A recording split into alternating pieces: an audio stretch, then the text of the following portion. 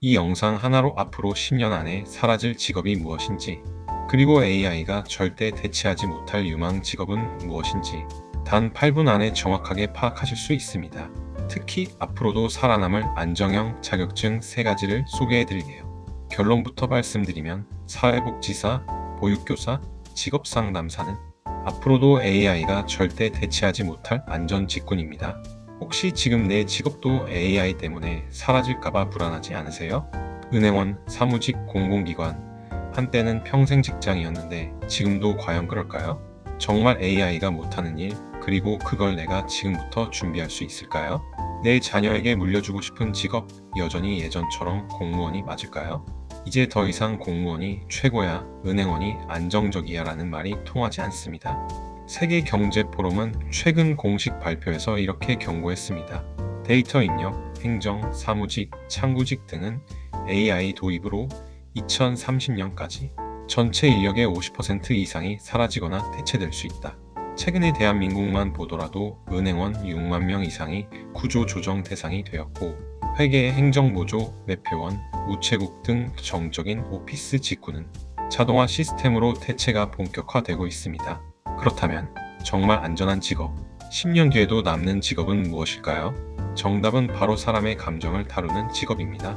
돌봄, 상담, 케어, 교육처럼 AI로는 할 수 없는 사람과 사람 사이의 일, 이 바로 미래에도 절대 사라지지 않을 직업입니다. 첫 번째 조각, 사라질 직업의 데이터. 혹시 요즘 이런 말 들어보신 적 있지 않으신가요? 우리 회사도 키오스크 들어온대. 부서 통폐합하고 희망퇴직 받는다더라. 인공지능 도입한 이후로 사람 뽑는 속도가 확 줄었대. 이게 단순한 회사 내부 이야기일까요? 사실 이건 한국만의 문제가 아닙니다.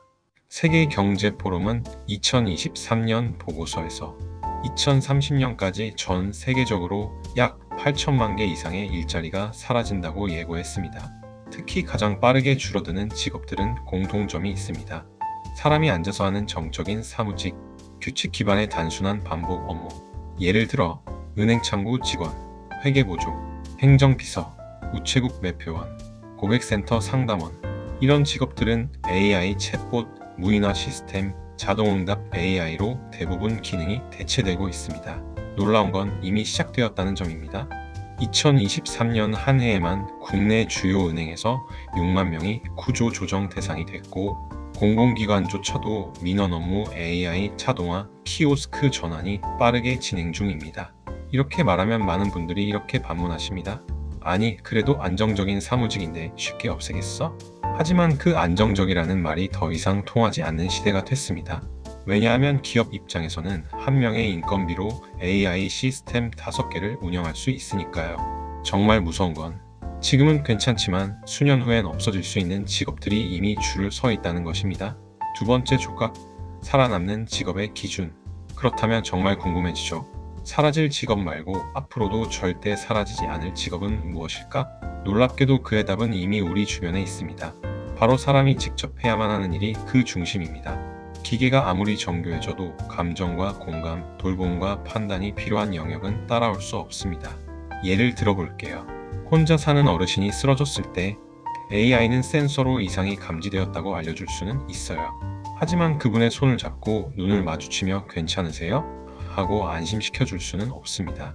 그리고 복지 상담을 하면서 요즘 우울하신 건 없으세요? 같은 말도 AI는 할 수 없죠. 그래서 지금도 그리고 앞으로도 사회복지사, 보육교사, 직업상담사 같은 직업들은 절대 사라지지 않습니다. 오히려 앞으로 더 많이 필요해질 직업입니다. 2025년이면 우리나라는 초고령 사회에 진입합니다. 또한 복지, 보육, 심리 지원 수요는 2배 이상 폭증하게 됩니다. 이건 단순한 전망이 아니라 정부 통계와 정책 기조에서 이미 예고된 흐름이에요. 세 번째 조각, 사회복지사의 미래성과 안정성. 그 중에서도 특히 주목해야 할 자격증은 사회복지사입니다.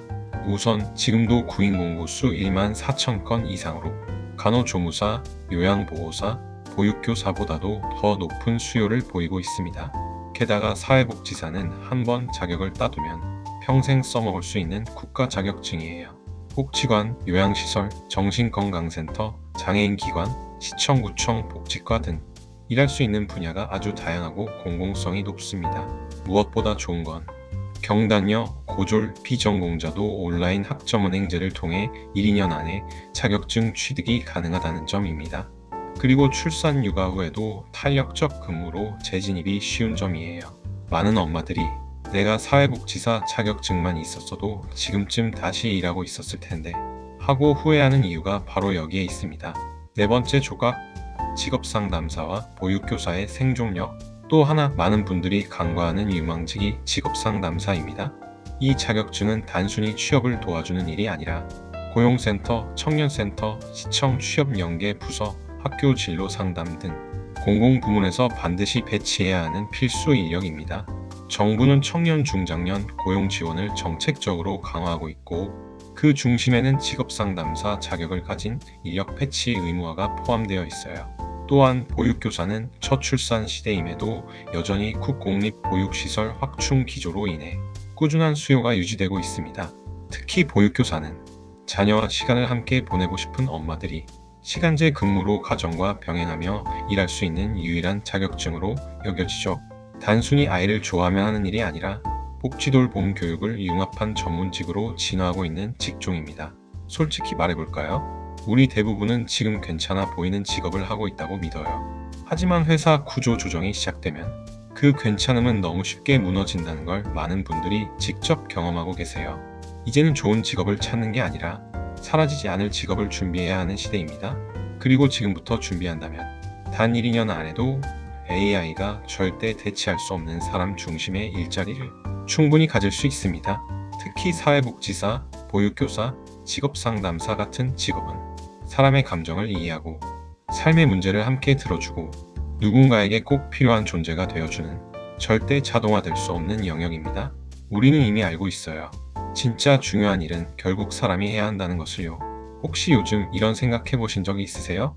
남편 직장도 불안해지고 나도 뭔가 준비해야 할 것 같은데 아이 키우고 다시 일하려니 너무 막막해서 그냥 포기했어요. 지금 하는 일이 10년 뒤에도 있을까? 사실 잘 모르겠어요. 이런 생각이 들었다면 그건 불안한 게 아니라 변화할 준비가 된 상태라는 뜻입니다.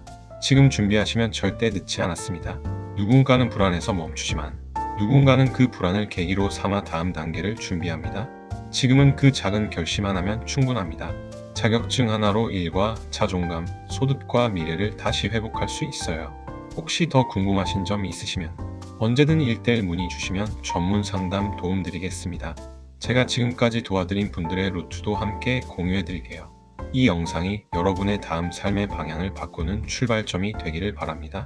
구독과 좋아요는 다음 영상 제작에 큰 힘이 됩니다. 지금까지 교육멘토였습니다. 시청해주셔서 감사합니다.